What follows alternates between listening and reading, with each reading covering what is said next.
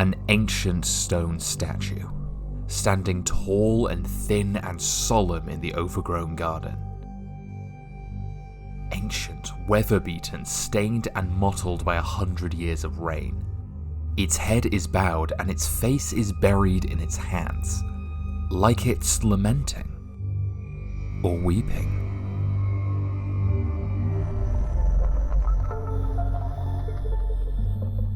Although conceived as an educational series for family viewing, Doctor Who soon earned a reputation for terrifying audiences. Generations of children, including myself, suffered many sleepless nights throughout its history. For kids of the 60s, it was the Daleks. In the 70s, it was the Autons. But for people my age, one creature stands out: the Weeping Angels.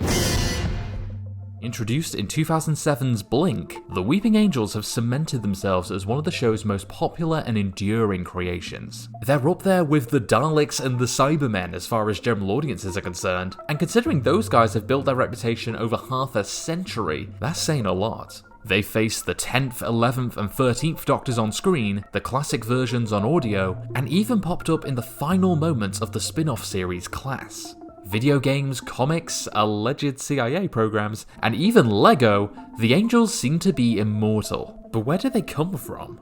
The show has rarely gone into detail about their past, only revealing that they've existed for billions of years, even predating the Time Lords. While the fan theory that the Weeping Angels are cursed or punished Gallifreyans seems to be a popular one, the true beginnings of these monsters might be even creepier. I'm going to look at the inspiration, development, and truth behind Doctor Who's scariest monsters. Turn off the lights, turn the volume up, and whatever you do, don't blink. Where did the idea come from? A graveyard in Dorset. Well, there was this family hotel we used to go and stay in Dorset, and next to the hotel was an abandoned church and a chained-up graveyard. There was these big gates, and there were chains across them, and there was a sign that said "unsafe structure" on it. And that looked really great. And inside, if you look through the bars, you could see toppled gravestones and overgrown rocks and all that. It was rather exciting. And in the middle of it all was an angel with its face in his hands. And that image stuck with me.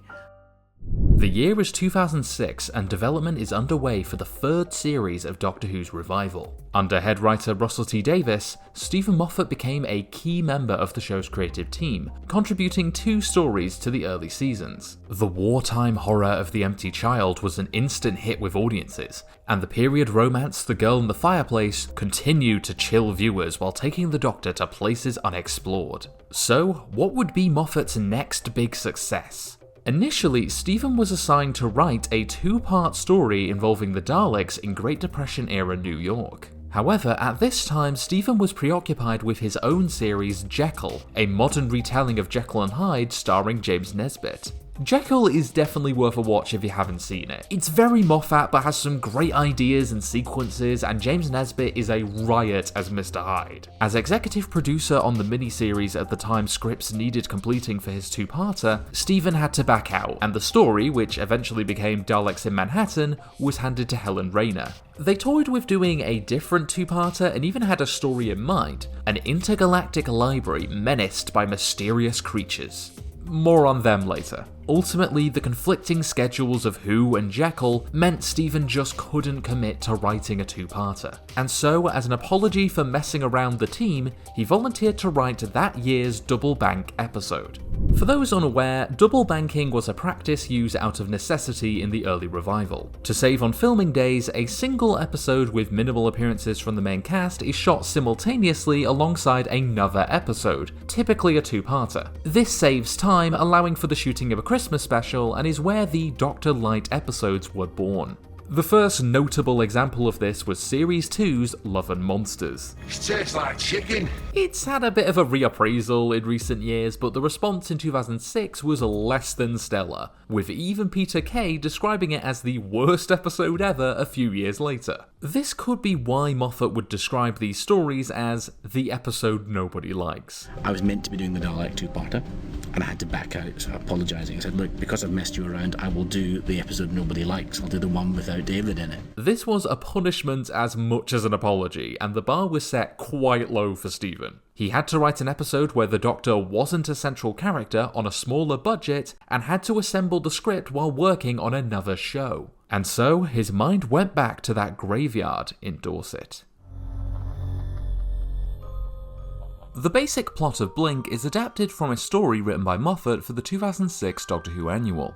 One I Did on My Christmas Holidays by Sally Sparrow takes the form of a piece of schoolwork written by the 12-year-old Sally, whom the Doctor communicates with through messages from the past. The famous video conversation between the Doctor and Sally is lifted straight from this story, with the Doctor using a VHS to explain to Sally how to pilot the TARDIS back to him in the 80s. Yeah, that weird Moffat trope of random characters being able to pilot the TARDIS seems to star here. And get this, Sally grows up to be a spy who saves the Doctor from a Sontaran in Istanbul. She then gives him a copy of her schoolwork, knowing it would help him in the future. Spin-off, anyone?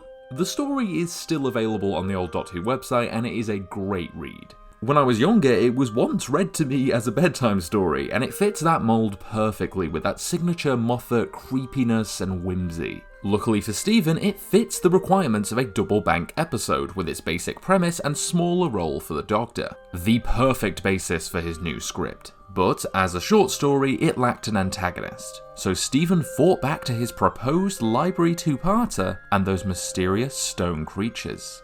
After seeing that statue in Dorset, he began to wonder if the Angel was the unsafe structure the sign warned him of. What if it wasn't a statue, but just a creature that looked like one?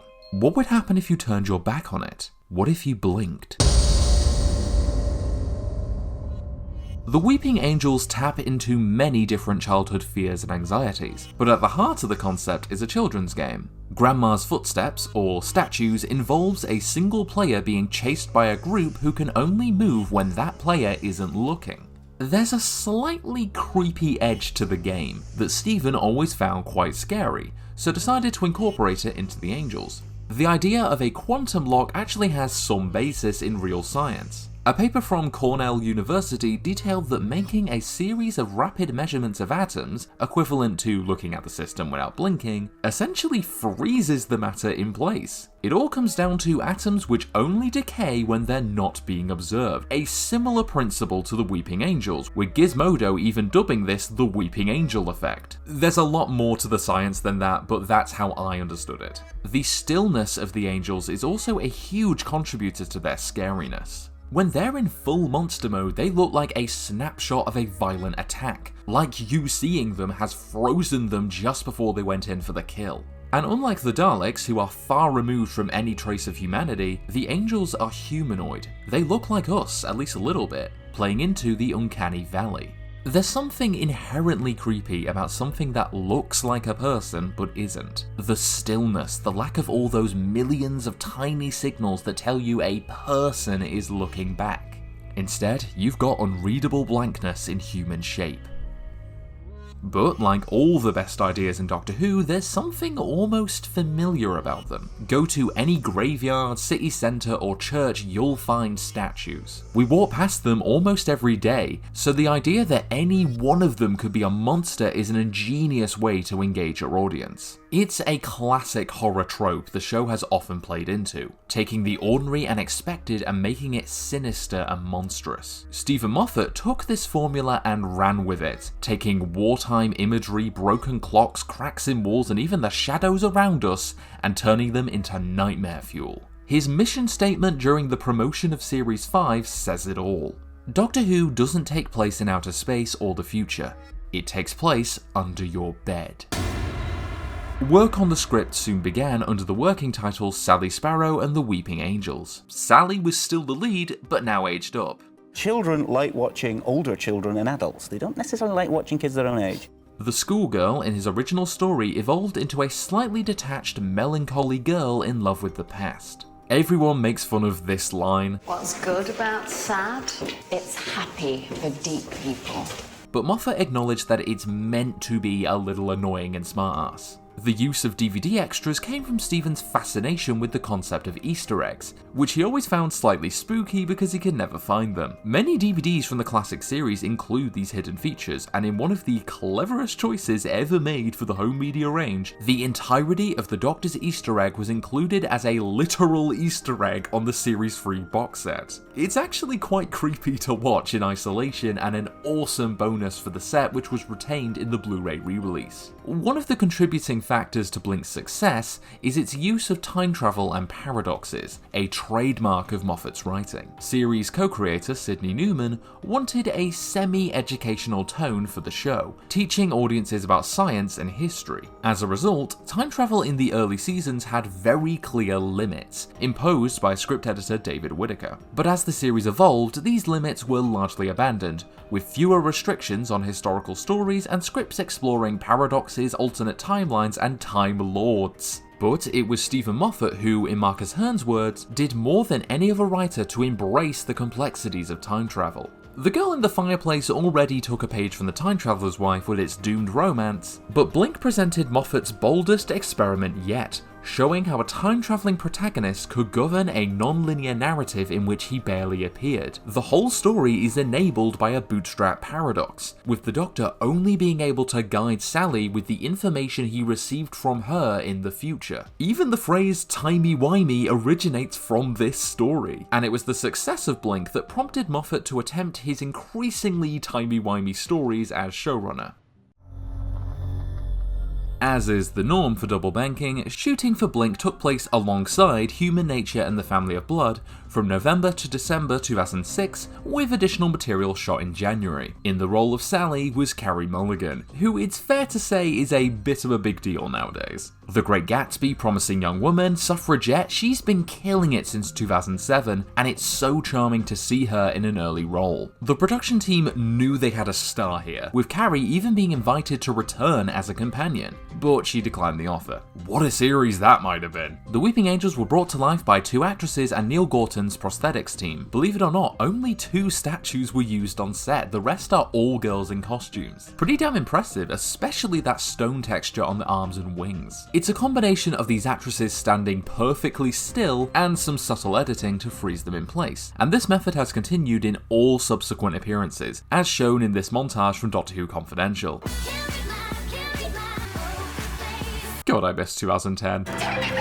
In an email to producer Julie Gardner, Moffat stressed many times that the Weeping Angels should never be shown moving on screen. Even in the climax, he's adamant that it's possible, but only possible, that we'll see them move. Director Hetty MacDonald seemingly took this on board with a very clever directing choice. Even when characters are shown to turn their backs on the Angels, we still don't see them move. The closest we get is this one in the background, which covers its face as Sally stands back up. Why? Because in the sight of any living thing, they literally turn to stone. Including the audience. It's a subtle but creepy detail to involve the viewers in the action. We did eventually see them move in Series 5, but for their first appearance it adds a lot of mystery, making them all the scarier.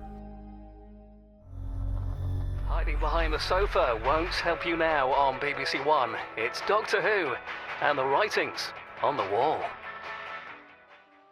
The finished episode, now titled Blink at Rusty Davis's request, was broadcast on BBC One at 7:10 on the 9th of June 2007. It achieved a final viewing figure of 6.62 million viewers. Not bad by any means, but it's worth noting that this was the least watched episode of the season, with the premiere being the most watched at 8.71 million. Maybe David Tennant's reduced role after 2 weeks of him technically not even playing the Doctor put some viewers off, with even Stephen Moffat using this as a reason why the story can't possibly be his best one. I mean, I didn't know immediately that it was a great episode. I remember Judy Gardner saying, that's your best one, and I said, it can't be, the Doctor's not in it. But clearly it was just the right 6 million viewers who tuned in, with the episode becoming a surprise hit among fans and the general audience. It was praised by critics for its script, performances, and of course, for just how bloody scary it was. Even the fear forecast on the official website, used by kids to rate the scariness of each episode, advised parents to tape the episode and watch it with children during the daytime, or at least long before bed. I would love to say I was among those who watched this go out in 2007, but alas, I was 6 years old and too scared of the show at that point to give it a proper watch. I discovered Blanc on my big sister's DVD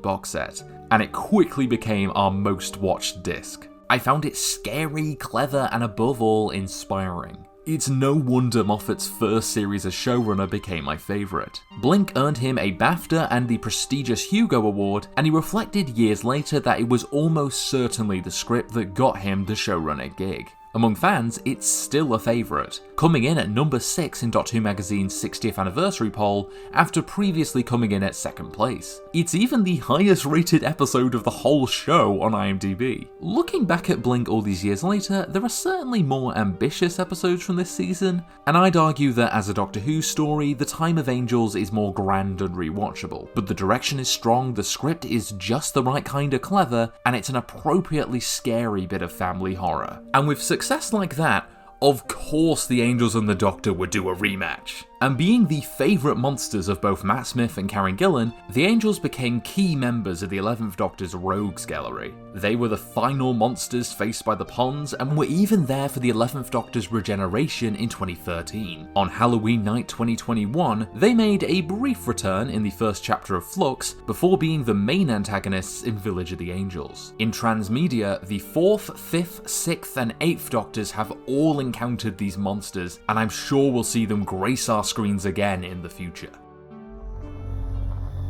As a little bonus, let's take a look at Paths Untread, the stories that never were. By 2013, Stephen Moffat felt he was done with the Weeping Angels. However, he revealed in September of that year that a writer had recently pitched a great idea for them, but had to pull out 2 days later. A very good Doctor Who writer pitched a great idea for the Weeping Angels the other day, and I was very excited about it. We had a long phone call about it, and I went thinking, that is going to be brilliant. And about 2 days later, he admitted he wasn't going to have time to do it. Hopefully we'll get to the next year. In 2017, he finally revealed who this writer was: Hyde and Rings of Akaten scribe Neil Cross. Given Cross previously claimed in August that he was going back to the show with story ideas tucked away, it's likely this Angel episode was pitched for Series 8. Stephen stopped short of revealing what this idea was for an intriguing reason. What was that?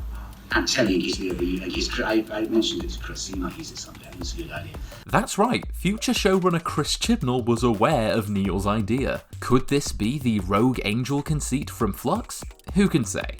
During the watch-along for Heaven Sent during the 2020 lockdown, Moffat revealed that he originally planned for the episode's antagonist to be a Weeping Angel.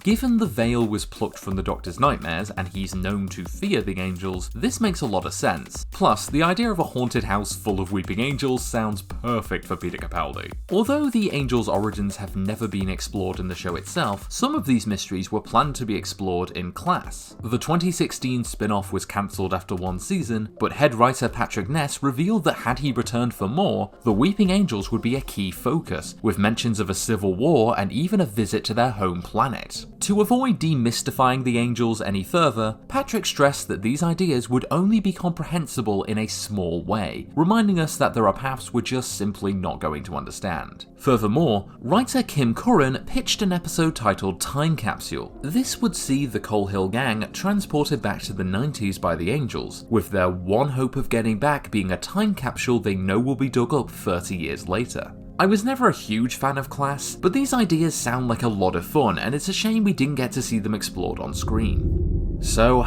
it seems the history of these terrifying creatures may never be revealed in the programme itself, but in the real world, the Angel's origin has a bit of a creepy twist.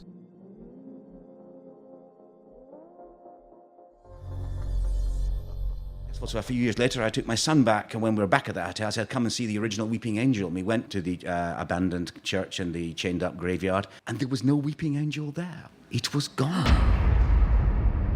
That's right, the original statue that inspired the Weeping Angels is gone. That's it, they're real, we're doomed. Wait! On a serious note, Moffat acknowledges that it's entirely possible he simply misremembered it and invented the angel himself, but to this day he's never known for certain, and frequently asks fans to find that original statue. Candidates include this statue in the Glasgow necropolis, and this one was suggested to him on Twitter, but angel statues can be found everywhere, so even if it did come from beyond that graveyard, narrowing it down would be near impossible.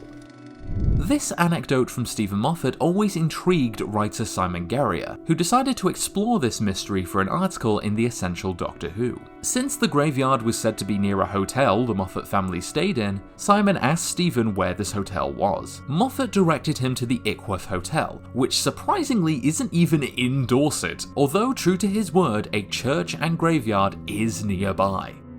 Ickworth Church, formerly known as St Mary's, is located near the Ickworth Hotel and is the oldest building on the estate, constructed around the 14th century. It passed through several families and owners until the death of the 7th Marquess in 1999, with the church's ownership being unresolved until 6 years later when it was passed to an 8th and final owner. It was during this period of neglect that Stephen Moffat would have first seen the church, as the building quickly fell into disrepair and was placed on the Heritage at Risk register. Today, Ickworth Church is owned by a conservation trust after being successfully restored and reopened in 2013. Simon Guerrier was invited for a trip around the building by conservation member John Porter, and before you ask, no. Simon did not find the Weeping Angel, and when asked about it, Porter claimed that he'd never heard of such a statue being there.